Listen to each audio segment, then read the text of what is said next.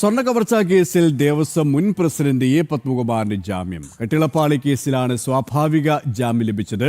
കൊല്ലം vigilance കോടതിയാണ് ഉപാധികളോടെ ജാമ്യം അനുവദിച്ചത്.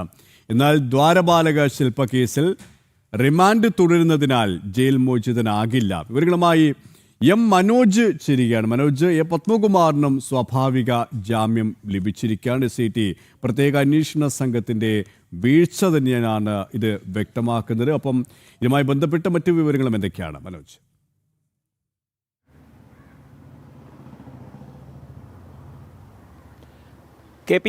SIT ഇതുവരെ കുറ്റപത്രം സമർപ്പിച്ചിട്ടില്ല. അതുകൊണ്ട് തന്നെ പ്രതികൾക്ക് സ്വാഭാവിക ജാമ്യം കോടതി അനുവദിച്ചു നൽകും. ഇപ്പോൾ അറസ്റ്റിലായി 90 ദിവസം കഴിഞ്ഞത് ചൂണ്ടിക്കാട്ടിയാണ് ഈ കട്ടിളപ്പാളി കേസിൽ പത്മകുമാർ ജാമ്യഹർജി സമർപ്പിച്ചിരുന്നത്.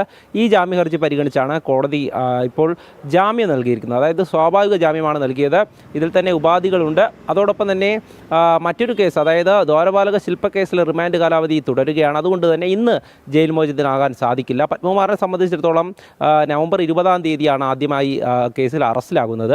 അതിനുശേഷമാണ് ദ്വാരപാലക ശില്പ കേസിൻ്റെ അറസ്റ്റ് കൂടെ രേഖപ്പെടുത്തുന്നത്. എന്തായാലും ഒരു കേസിൽ ഇപ്പോൾ ജാമ്യം ലഭിച്ചിരിക്കുന്നു. അടുത്ത ആഴ്ചയാണ് ദ്വാരപാലക ശില്പ കേസിൽ കൂടെ 90 ദിവസം പൂർത്തിയാകുക. ഇതോടുകൂടി പത്മകുമാറും ജയിൽ മോചിതനാകും. അതേസമയം തന്നെ കുറ്റപത്രം സമർപ്പിക്കാത്തതിനാൽ പത്മകുമാറിന് മാത്രമല്ല ഇനി ബാക്കിയുള്ള പ്രതികൾക്ക് കൂടെ സ്വാഭാവിക ജാമ്യം ലഭിക്കാനാണ് സാധ്യത. പത്മകുമാറിനെ സംബന്ധിച്ചിടത്തോളം ദേവസ്വം ബോർഡിൻ്റെ മുൻ അംഗങ്ങളടക്കം പത്മകുമാറിനെതിരെ മൊഴി നൽകിയിരുന്നു. അന്ന് പ്രസിഡൻ്റായിരുന്ന പത്മകുമാർ അറിഞ്ഞുകൊണ്ട് തന്നെയാണ് എല്ലാം നടന്നത് എന്നുള്ള കാര്യം അത് ഈ മെമ്പറായിരുന്ന ഒരുപാട് പേർ ഈ മൊഴി നൽകിയിട്ടുണ്ടായിരുന്നു. അതോടൊപ്പം തന്നെ ഈ പത്മകുമാറിനെ സംബന്ധിച്ചിടത്തോളം CPM-ൻ്റെ സമുന്നതനായിട്ടുള്ള നേതാവാണ്. പത്മകുമാറിൻ്റെ അറസ്റ്റ് CPM-നെ വളരെയധികം പ്രതിരോധത്തിലാക്കിയ ഒരു സംഭവമായിരുന്നു.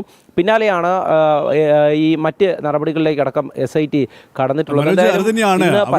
സ്വാഭാവിക ജാമ്യം ലഭിക്കുന്ന സാഹചര്യത്തിന് ഇടവരുത്തുന്നത് SIT-യുടെ മേലുണ്ടാകുന്ന ഈ ഒരു സമ്മർദ്ദമാണ്. CPM നേതാക്കളെ സംരക്ഷിക്കാനും രക്ഷപ്പെടുത്താനുമുള്ള ഒരു നീക്കമാണ് സർക്കാർ നടത്തിക്കൊണ്ടിരിക്കുന്നത് എന്നുള്ള വിമർശനമുണ്ട്. സ്വാഭാവിക ജാമ്യം ലഭിച്ച് ഓരോ പ്രതികളും ഇങ്ങനെ പുറത്തിറങ്ങുമ്പോൾ ഒടുവിൽ എ പത്മകുമാറിനും ജാമ്യം ലഭിക്കുമ്പോൾ ആ വിമർശനം വീണ്ടും വീണ്ടും സാധൂകരിക്കപ്പെടുകയാണല്ലേ?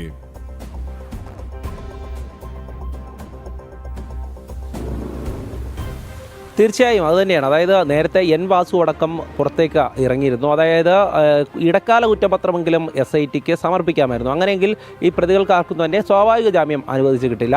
പക്ഷേ SIT അത് ഇതുവരെയും ചെയ്തിട്ടില്ല എന്നുള്ളതാണ്.